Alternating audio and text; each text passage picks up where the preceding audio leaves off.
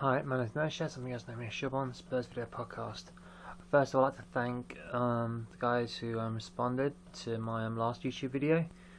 Wow, I've never had this many comments, so I'm first of all going to give some shouts out to the new guy, Triple K Triple L 97. I don't know what the 3Ks stand for, but yeah, thanks, and all the three L's either, but yeah, thanks for commenting, and to regular commenters SPU Spurs, also known as Kevin G, and Major Hank. So let's start, and we'll start in chronological order. Triple K was actually at the game yesterday. He said that form was unacceptable. The Arsenal was worse, but not by much. Our witnesses have been exposed. Adebayor, terrible first touch, doesn't win with a header. Sandro and Parker both pull the ball, full attack, they can't defend. The ball's a liability and King's finished. Yeah, I think if you want a team to show all its faults exactly at the same time, I think yeah we did. I think Carl Walker probably had his worst game in God knows how long, and that guy is screaming not to be dropped, just to be rested, just to get his hunger back. Because if you feel the fear, I'm going to be dropped, he'll do one of two things. You'll think, you know what, I'm going to play my arse off, or you'll go into your skin. You're going to be dropped. You'll play your arse off, or you'll go into your shell and play really badly. And I think in this way he just played like an arse. It was really poor. His crossing is really poor, and I have no idea why they don't do crossing practice. I mean, I wish like Beckham was there or something to teach him how to cross a ball or something. Sandro and Parker, we both know they're not great with the ball.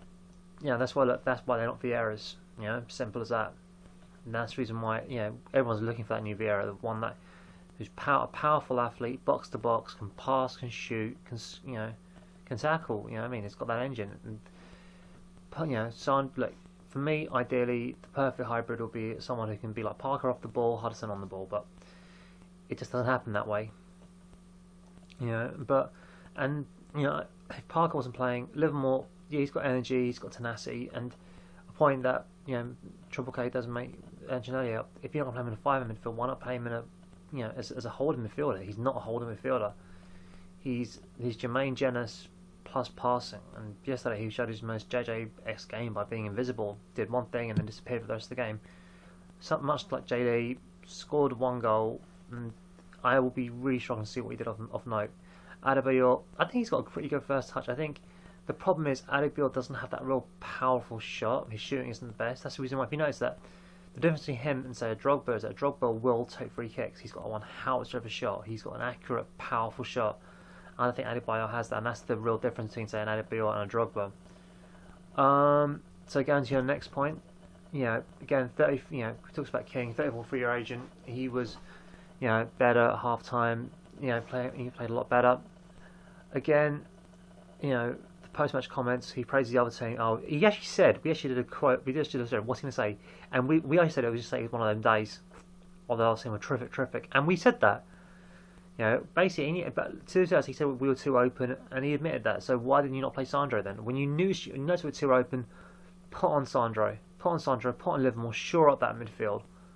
To be totally fair, his hand was kind of forced by the fact that Cabal went off injured. Hopefully he'll be fit. And it's really sucking because like against Stoke and against Norwich, that's 5 points dropped. We should have at least 5 points. We should have won both those games, and that's 5 points dropped. And it really blows that that's happened.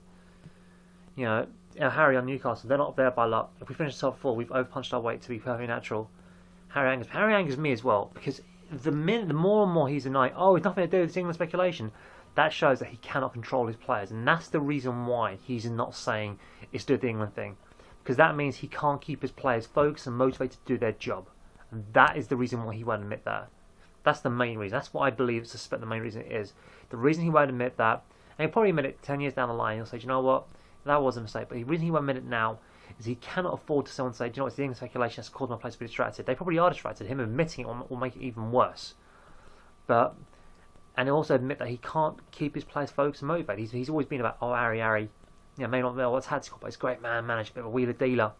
No, he's tactical, and he has been shown to be tactical. He's shown to be a great man manager.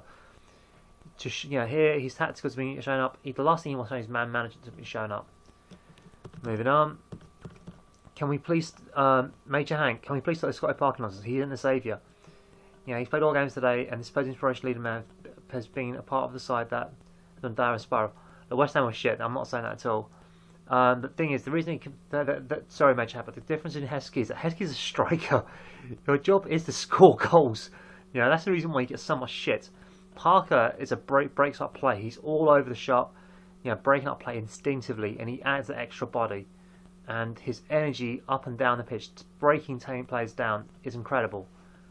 You don't really appreciate it. I don't know if you live in the country or not, and I don't know if you watch the entire game. But when you see, if you're there and you're watching, I've seen him now. I've been watching him, and the amount of play he breaks up off the ball, because the cameras can't catch all of it. That's the problem with cameras. They'll focus on the ballers. They won't focus where he's broken up a bit of play. You'll see it and it'll go in a second.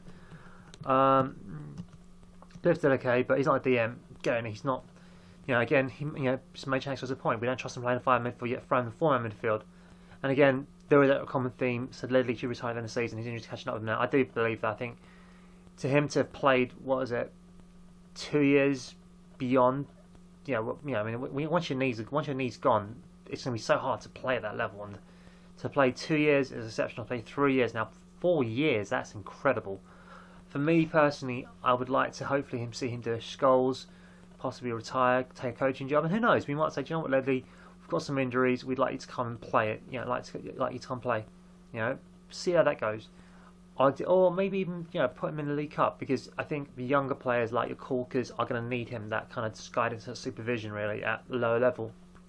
I just don't think he has what it takes anymore. I think having said that, Grunholt is a great player. He has given up some teams a lot of difficulty. And I think the problem was they just kept bypassing our midfield. What we did to Newcastle, what Man City did to us, Norwich did to us, we can't let that happen again. Redknapp's a professional ice cover, yeah, without a doubt. I think we've covered that. He is, he's all good at ducking and diving.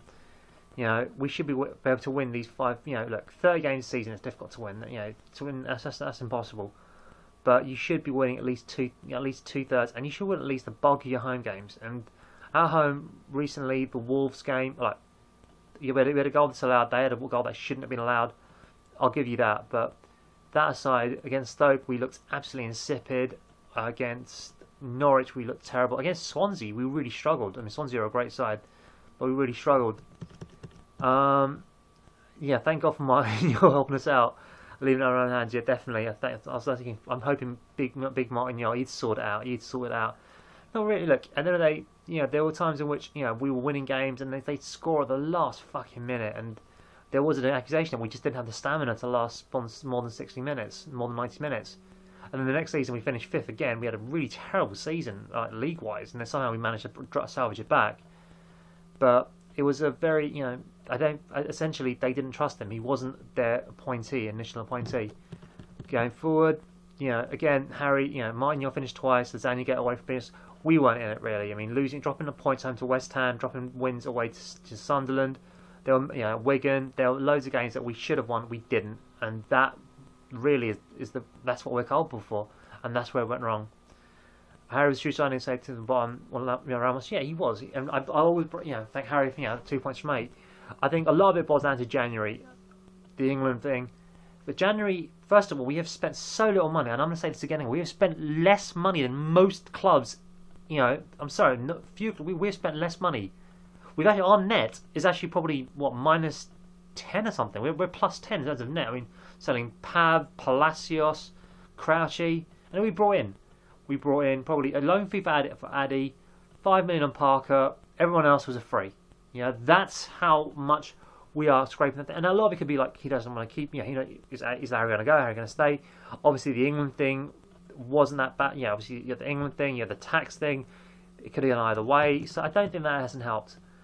Again, what we mean, Harry, as Kevin, he goes, he feels safe playing. I've deflated. I know what it's like. We're going to get shit from all kinds of token United fans and token Gooners, and it will be an absolute pain in the arse. But it's one we have to deal with. That's what being a Spurs fan's about. Let's build on this. Let's hopefully stay on to 4th. Let's get in those players, because I honestly do think we can get those players in. I really do. We're not losing our players, not because the reason I Arsenal didn't want them to sign players is the fact that Fabregas, Nasri, they were looking to lead this sinking ship, and that's the reason why they had finding trouble attacking players. I think if we get in the Champions League, we've done it once, we can do it again. we keep our best players, and let's get fourth. Come on, you Spurs! And I don't know why it's so dark in this room. Sorry, guys. So if you can't see me, but I'm an ugly bastard, so you're not missing out on much. Shout outs, as always, go to Eggsy. And, yeah. Come on, you Spurs. Oh, and check out goal.com. They're the reason why we're tanking. And also check out spursforum.co.uk, spursodyssey.com, and Top Spurs. If you want to give me a plug, give your products a plug, send me some money, I'm happy to do it. Take care. Come on, you Spurs.